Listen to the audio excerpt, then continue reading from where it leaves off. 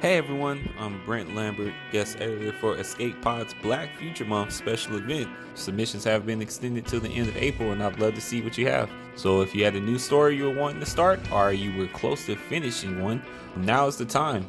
Find all the details at escapepod.org. Looking forward to seeing your submissions.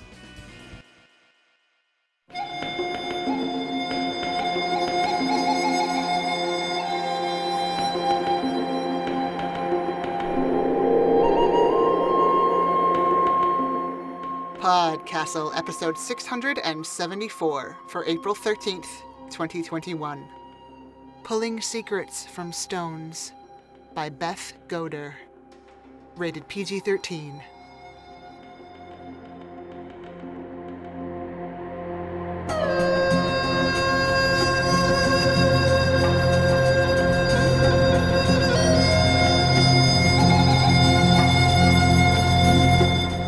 Hello, and welcome to PodCastle. I'm your host, Setsu Uzume. Today's story, Pulling Secrets from Stones, was previously published by Mythic in June 2017, and it was written for you by Beth Goder.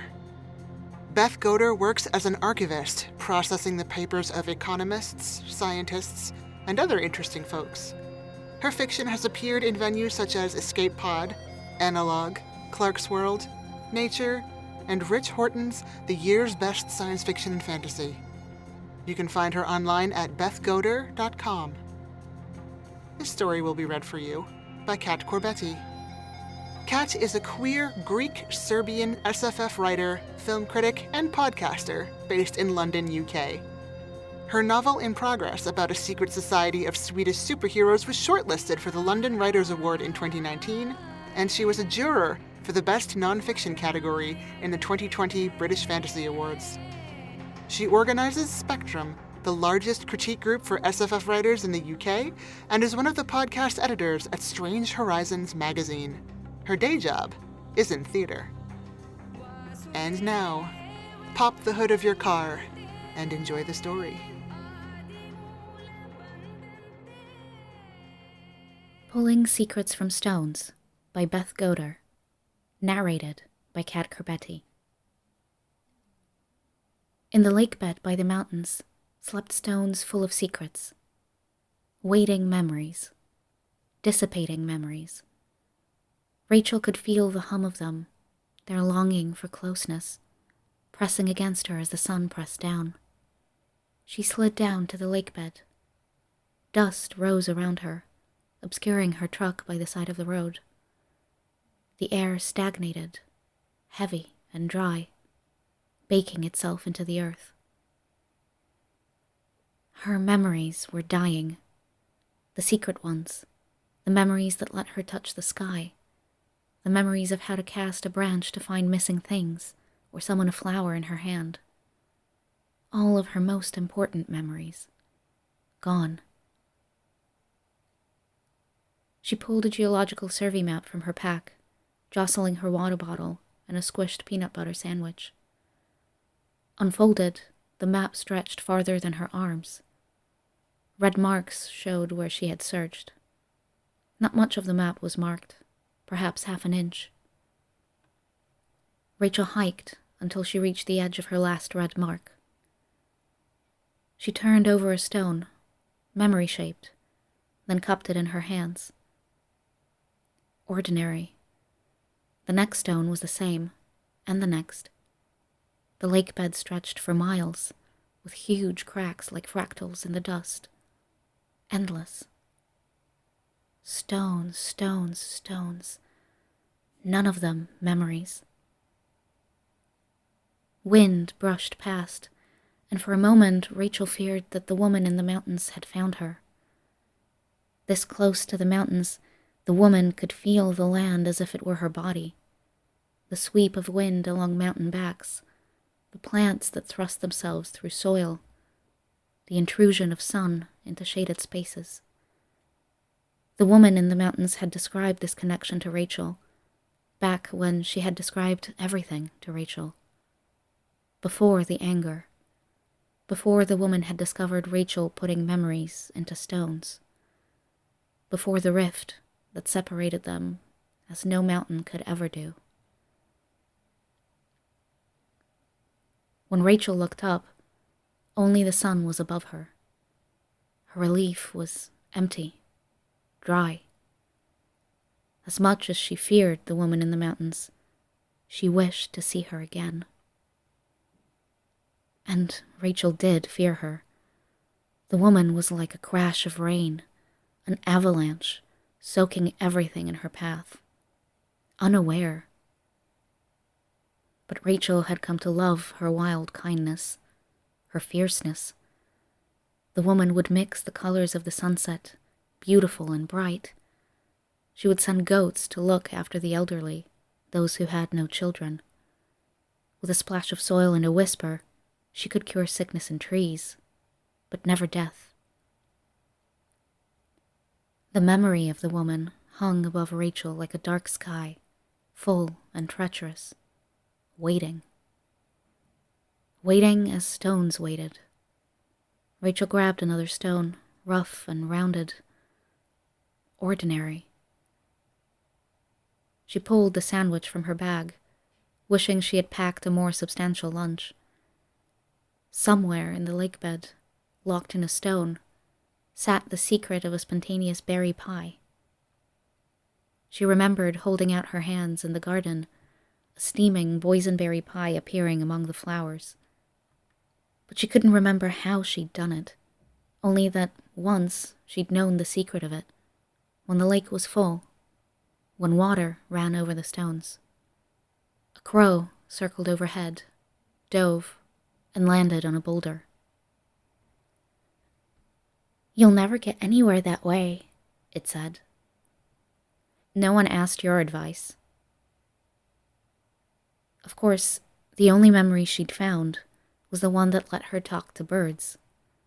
That memory stone was sitting in a bowl of water back at her apartment, submerged so that it would work. "The way you were searching," said the crow. "So inefficient. Why did you store your secrets in pebbles?" "I stored them in the lake." It was a good place for such memories. When the secret memories rubbed up against the regular ones, how to send a fax at the Xerox store where she worked, the amount of coffee to put in the machine, the name of the guy who ran the junkyard, the magic became duller. She couldn't hold everything in her head. And the other memories, the secret ones, they would change her if she let them get too close. The crow shifted from foot to foot. One of its toes was missing. "Call the memories back to you. Call them from the stones. Secrets once yours will find you." Rachel shook her head. There was safety in distance. Such a memory would twist through the pathways of her mind, changing what it found there. She could not afford such closeness.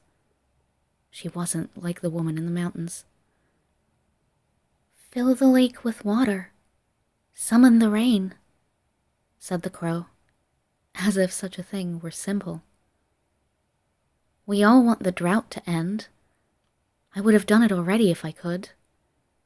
You insist on being difficult." The crow picked up a stone in its beak, then tossed it away. "Talk to the woman in the mountains. She'll know where the rain went." "She won't want to see me." Rachel grabbed another stone. Ordinary. "Do not presume to know what the woman in the mountains wants," said the crow. "If you want your memories back, follow me." The crow flew into the sky. It was headed in the direction of Rachel's truck. When Rachel got back to her truck, the crow was sitting on the hood. It flapped its wings impatiently. She patted the Toyota Stout, ignoring the crow. The Stout always made her feel better, safer. Each part was known to her. Valves and push rods, radiator, gauges, all the parts that pushed against each other, all the parts she had built into the engine. Solid. Logical. She leaned into the truck's sturdy frame. When she'd found the Stout in the junkyard, Rachel had been taking apart the engine of a Mazda bongo van, just to see if she could put it back together. Across from the Mazda sat the Stout, just like the one her dad used to drive. The outside was rusted in spots, but it had a strong engine, salvageable. She'd spent her weekends working on it, until it ran right. The Crow hopped to the car door and pecked. "The trip will be easier while the sun is still out." "She won't help me." The Crow pecked again at the door. "I'll show you the way." She looked to the sky, hoping for rain.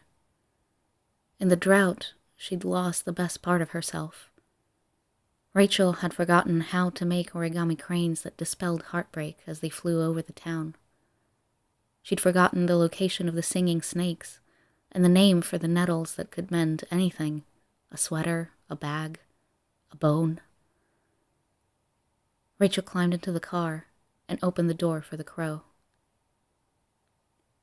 The mountain road was twisty, unkept, full of potholes. Her truck complained, shaking when it went over rough patches.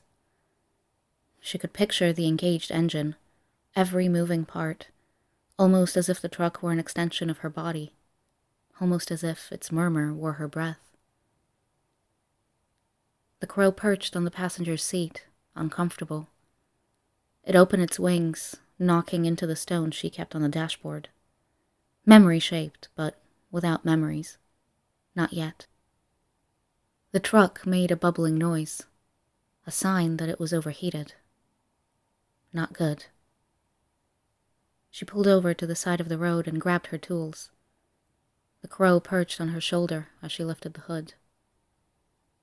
Before her, the beautiful engine hummed. It was like a living thing, like a beating heart, an old heart. Every part she touched with her hands. Every part knew her. Steam rose from the truck.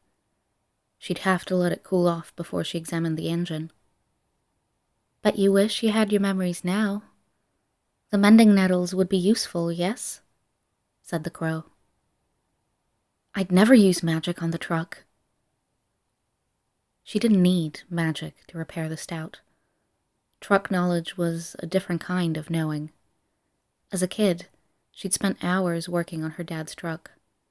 He'd shown her how to salvage the best parts from the junkyard, shown her what was usable, even if it didn't look pretty, what was truly gone and rotted through. "Take stuff apart, use the crowbar, don't be afraid to get dirty," Dad had said. Rachel sat on the side of the road. The Crow perched on a stump. "We're not so far now," it said. Rachel brushed dirt off her sleeve. "I don't expect I'll say much when we find her." "Don't you have anything left to say?" The relationship had been an imperfect thing, complicated by distance, cobbled together through kindness. Mostly the woman's kindness. She had shown Rachel how to find memories, the secret places to look. It was like searching in the junkyard. She had to look underneath to see what was really there, to see the potential of things. Even after 2 years, the soreness from their last conversation wasn't gone. When the woman in the mountains had found the memory stones, she'd been furious. "This is not as I taught you," she'd said. She had told Rachel to never come back. The Crow cocked its head, waiting. "She has a different way," said Rachel. The woman in the mountains believed magic was like breath, running through all of life. Magic infused her, absorbed her. The memory stones were an abomination, she'd said. Lifeless, distant. "Different from your way," said the Crow. Rachel pointed to the truck. "The Stout I know how it works. Every piece, every part. If something's not right, I know where to look. And you think magic is different? When the woman in the mountains taught me to pull flowers from my hands, when the roots embedded themselves, when the stems shot up from my skin, Rachel couldn't describe how she'd felt. Terrified, yes, but alive. The flowers had pulled at her skin, grown from her body, part of her. She hadn't felt pain, but a pressure. Sunlight on leaves, wind on petals. There's no way to understand how it works. You keep a dangerous distance, said the crow. You want to hold the thing without letting it touch you. Necessary distance. The crow fluttered its wings, then settled. Not for the woman in the mountains. Do you remember what she taught you? The stones remember. You kept nothing for yourself? The crow shifted, flexing the foot with a missing toe. Rachel wondered if it could still feel the toe, the place where the toe had been. She'd kept nothing of the magic. That was gone from her. But there were other memories, ordinary ones, true ones. I remember flying, said Rachel. The mountains were sharp against the sky, but I wasn't afraid. Not with her. You could fly again. Call the memory to you. Rachel thought of secrets bottled in stones. She would not call to them. The crow should not have asked. The stout was still steaming, but less now. Rachel stood up. The engine should be cool enough. She leaned over the truck, hoping for an easy fix. Maybe a leaking hose. She revved the engine and watched the steam slide up. Not a hose. She could tell by following the flow of steam. She inspected the gasket, not the problem. With trepidation, Rachel examined the radiator. It was cracked. She swore and gently closed the hood. They'd made it about 3 miles up the road, and the lake itself was 2 miles from town. The sun dipped lower in the sky.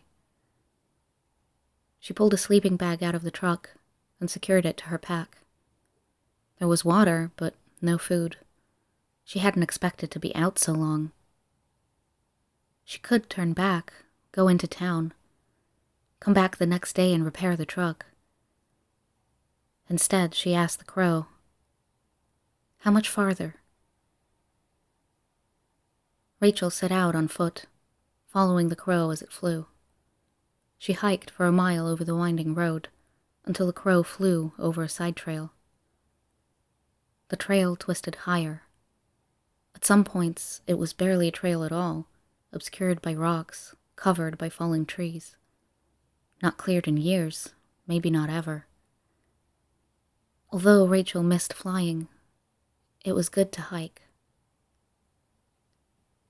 The sunset lit the sky in intense purple. The crow flew down and perched on her shoulder, heavy. Talons pressed against her, all but the missing one on the left foot. They had to be getting close. The woman in the mountains, can you tell me? Rachel took a breath. She needed to know if she was forgiven, if there was a chance for forgiveness. The crow said, "Caw, caw." Rachel turned to look at the crow. The crow cawed again and again. She couldn't tell what it was saying. She asked the crow to fly up, to lessen its grip on her shoulder, but it didn't. It couldn't understand her either. She'd lost the ability to talk to birds. Rachel thought of her memory stone in the bowl of water on her bookshelf. Something must have disturbed it. The cat, her roommate. The memory couldn't work out of water. The crow hopped off her shoulder, agitated. It danced around, pecking at the ground. "Tell me where she is," said Rachel. The crow grew, bulging in odd places. A wing became an arm. Toes grew from talons, one missing. The crow stood, no longer a crow, but a woman. The woman in the mountains. Her hair had changed since Rachel had last seen her. It had grown longer, more wild. The hair wove around the woman, braiding itself, clothing her. She was smaller than Rachel remembered, and her eyes were harsher, dark blue and intense. "Now we can speak properly," the woman said. But Rachel couldn't speak. She wanted to ask forgiveness. She wanted to argue. Rachel had forgotten the wildness of the woman. Quick breath, fierce smile. That smile sang of the world the woman had introduced, a world of possibilities and rawness, a world of secrets. The words Rachel did not say fell heavy like the air around her, charged and compressed. At last, Rachel said, "Your toe." "Gone," said the woman. "An accident? What is one toe when I have the mountains and the little streams that run through, the plants that weave over rocky soil, the sky, the sun that presses down? You didn't have to hide." Rachel thought of the crow perched on her shoulder, its talons pressing into her. Stolen closeness.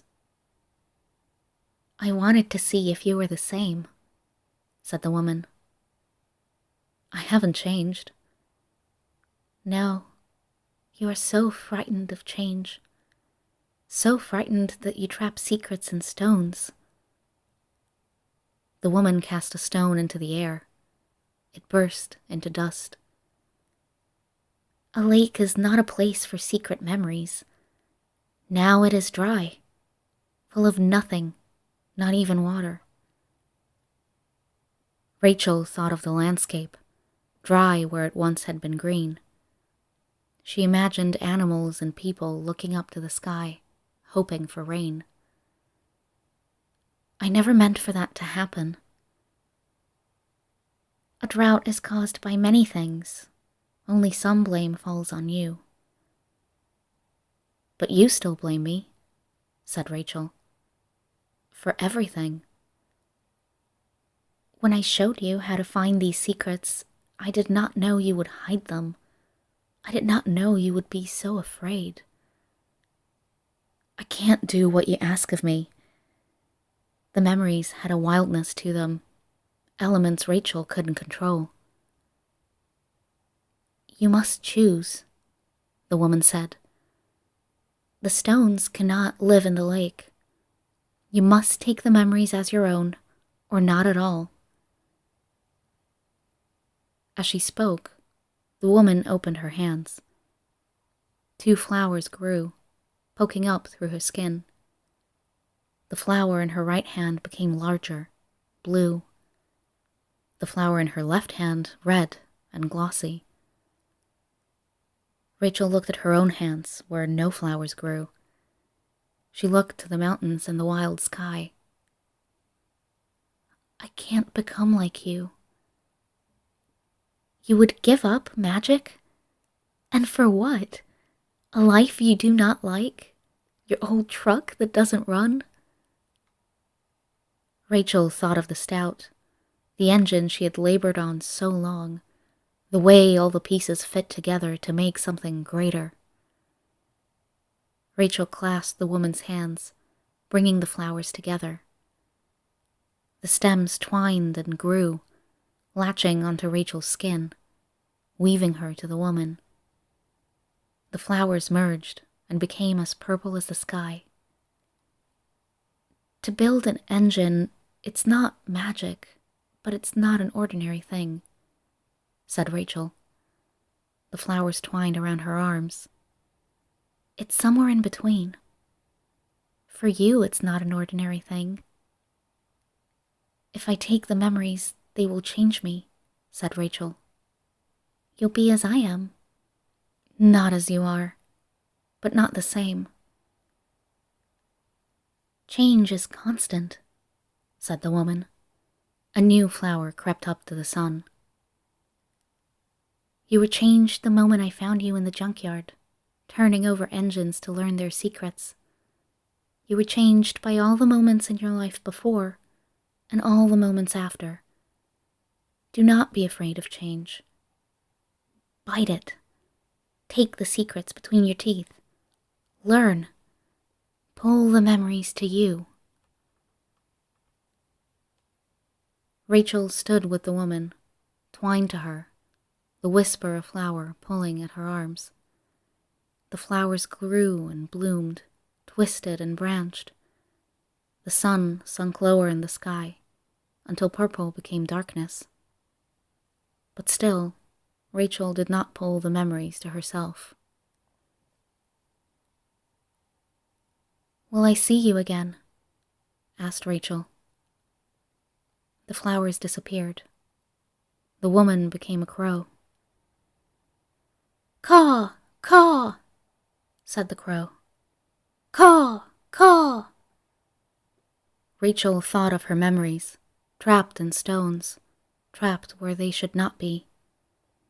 She thought of flying through the evening sky, before the night had brought darkness and the closeness of the wind. The weight of flowers on her hands, the crush of memory, a gentle wildness that pressed against her, but which she'd never held.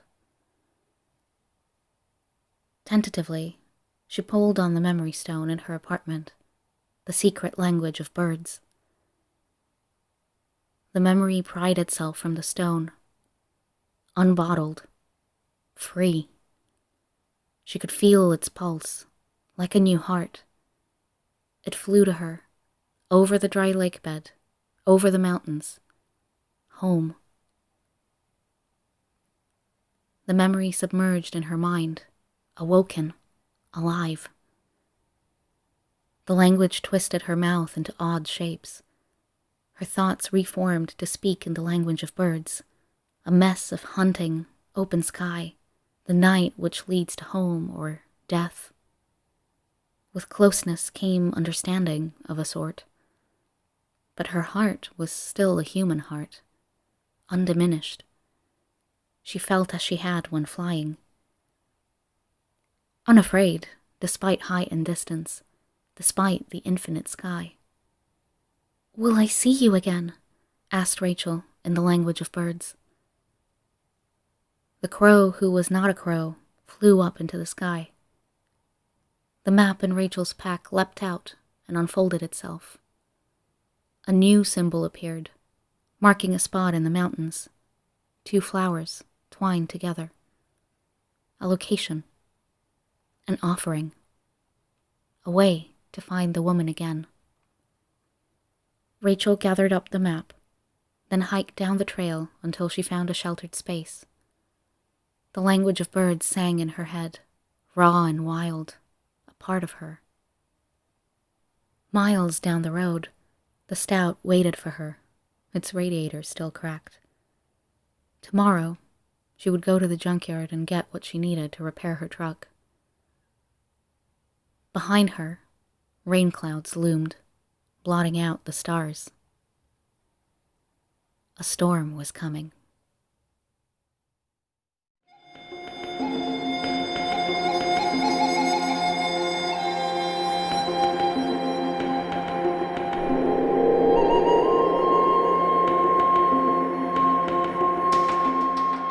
And welcome back. Do you remember what you were doing just before beginning this story? Today is a scattered day. One of those days where it takes 6 tries to figure out how to phrase a simple question, and the kind of afternoon where you read the same sentence 7 times and can't get it to stick. When a straightforward task takes hours because dozens of other things nip and nudge and distract until you can't tell what needs to be done now and what can wait. That's what a landscape full of memory stones felt like to me. So much of the magic in this story is in its language, and it draws magic out of the most mundane situations. Auto repair as its own knowing, as though our access to magic is a mere matter of perspective. Behavioral and neurological specialists probably have a lot to say about focus and multitasking, or why it's helpful to put a sticky note in each room so you can write down why you went in there, but who's to say the memory itself isn't in the ink, or the color of the paper, rather than the particular lines of the letters? The author revealed to us that this piece began as a prompt from a magazine called The First Line, which gives authors a compelling first line from which stories can spring. The line for this one was, "By the 15th month of the drought, the lake no longer held her secrets." The first line eventually changed, but the story would never have been written without it. And that was our show for this week. On behalf of everyone here at PodCastle, our audio engineer Peter Baravesh, our forum moderator Aussie Cat, your co-editors Jen Albert and Sheree Clark, along with all of our fantastic first readers including Tierney Bailey, Sophia Barker, Matt Dovey, Aidan Doyle, Amelia Harrington, Kai Hudson, Craig Jackson, Julian Jarboe, Shamari Kirkwood, Devin Martin, Julia Pat, Hamilton Perez, Shrikripa Krishna Prasad, Ziv Witties, Eleanor Wood, and Caitlin Zavanovich. Thanks for letting us share another story with you. PodCastle is part of Escape Artists Incorporated and is distributed under the Creative Commons Attribution Non-Commercial No Derivatives 4.0 International License. Feel free to share it, but don't sell it or change it. Our music is by Shiva in Exile. Everything we do on PodCastle is 100% donor-funded, and if you'd like to support us, I invite you to join us on our Patreon at patreon.com/EAPodcasts. We'll be back next week with another tale. See you then.